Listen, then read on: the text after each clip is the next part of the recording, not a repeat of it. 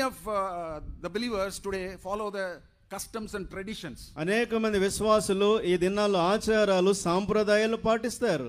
That has not changed at all. అది మార్పు చెందలేదు. You want to please your relatives or friends or somebody else. బంధువులను స్నేహితులను సంతోష పెట్టాలనుకుంటారు. We thank God you have come away from the Hindu religion and all those things. ప్రభువు స్తోత్రం. హైందవ మతము అలాంటి వాటి వెనుకటి చరిత్ర నుంచి వదిలి వచ్చినాం బయటికి. You have come away from the idols. కాబట్టి విగ్రహాలను వదిలి బయటకు వచ్చాం. But still some rituals and practices are there. అయితే ఇంకా కొన్ని ఆచార సాంప్రదాయాలు అభ్యసించుతూనే ఉన్నాం. I was in Hyderabad for 21 years. 21 సంవత్సరాలు నేను హైదరాబాద్ లో ఉన్నాను. I know some of the rituals and traditions what they do. వాళ్ళు చేసే కొన్ని ఆచారాలు సాంప్రదాయాలు ఏంటో నాకు తెలుసు. I know during the time of wedding what they do for the bride. వివాహ సమయాల్లో వధువుకు ఏం చేస్తారో నాకు తెలుసు. Full turmeric they'll apply. పూర్తి పసుపు పూసేస్తారు.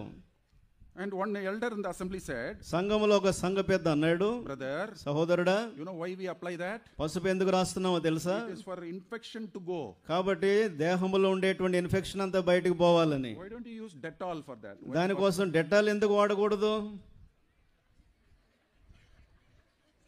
When Jesus Christ comes, యేసు ప్రభువు వారు వచ్చినప్పుడు, if you are with that pasupam, కాబట్టి పసుపు అంతా పూసుకొని ఉంటే will you go? నువ్వు ఎత్తబడతావా? No. లేదు. No. లేదు. No. లేదు.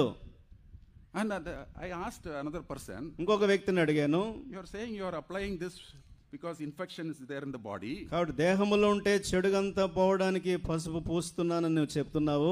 What about the wedding card? There also you are applying it. కాబట్టి వివాహ పత్రిక ఉంది కదా, దాని కూడా 4 వైపులా మరి బొట్లు పెట్టు. 4 corners they apply. 4 మూలల్లో పసుపు రాసేవు కదా, దాని సంగతి ఏంటి మరి? Card కూడా infection ఆ? కార్డులో కూడా ఏమైనా ఇన్ఫెక్షన్ ఉందా? ఏంటిది? Old things are not passed away. పాత సంగతులు తొలగిపోలేదు, విడిచిపెట్టలేదు. ఇప్పుడైనా please remove all those things.